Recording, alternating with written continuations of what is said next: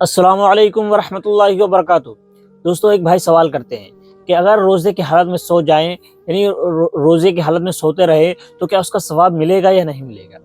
تو دوستو، آج کی اس ویڈیو میں ہم لوگ اسی کے بارے میں بات کریں گے کہ اگر روزے دار سوتا ہے تو کیا اس کا روزہ ہو جاتا ہے یا نہیں، یا اس کا روزہ ادھورا رہتا ہے۔ تو دوستو، ویڈیو کو لاسٹ تک دیکھیے گا۔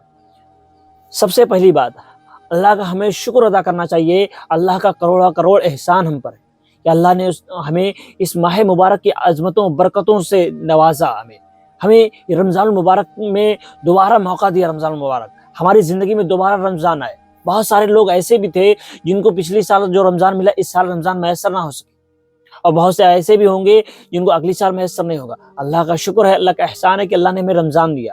دوستو، رمضان برکتوں اور عظمتوں والا مہینہ ہے۔ اس میں اللہ کی بے پناہ برکتیں نازل ہوتی ہیں۔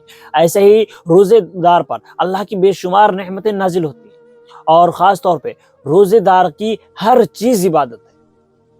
روزے دار روزے کی حالت میں اگر چلتا ہے تو وہ بھی اس کی عبادت ہے، عبادت میں لکھا جا رہا ہے۔ اگر وہ غلط چیز نہیں کر رہا ہے، یعنی گناہ کا راستے پر نہیں چل رہا، اپنا کام کاروبار کر رہا ہے، اگر کوئی کام میں لگا ہوا ہے تو وہ بھی عبادت میں ہے، اس کا چلنا بھی عبادت ہے، اور وہ بیٹھا ہے تو بھی اس کو ثواب مل رہا ہے، وہ کھڑا ہے تو اس کو ثواب مل رہا ہے، بشرطے کہ وہ کسی فالتو جگہ، کسی لغو یا بیہودہ جگہ پر نہ کھڑا ہو، بیہودہ کام میں نہ لگا ہو۔ اگر کوئی نیک کام کر رہا ہے، کوئی نارمل کام کر رہا ہے تو اس کو اس کا ثواب ملتا رہے گا۔ اسی طرح روزے دار جب سوتا ہے تو اللہ تعالیٰ اس کو سونے پر بھی اجر دیتا ہے، اس کا سونا بھی عبادت ہے۔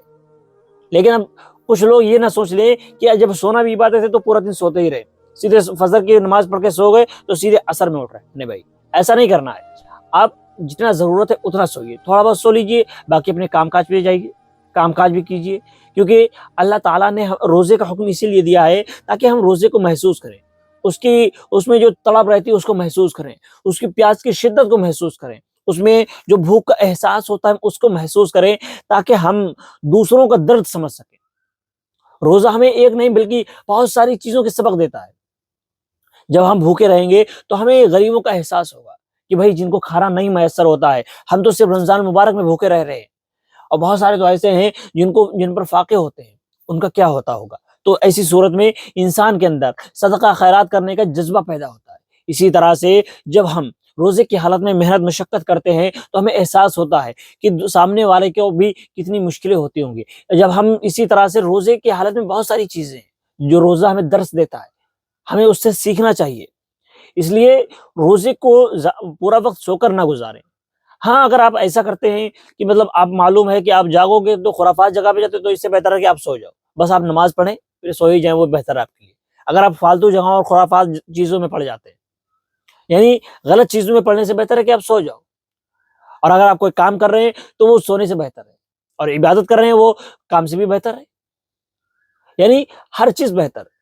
اب پڑھ رہے ہیں، پڑھنا قرآن، عبادت کرنا، نہ روزے کی حالت میں نماز پڑھنا سب سے اعلیٰ کام، تلاوت کلام پاک کرنا اعلیٰ کام، بڑھیا کام، بہترین کام، اپنا کاروبار کرنا اس کے بعد میں وہ بھی اچھا کام ہے۔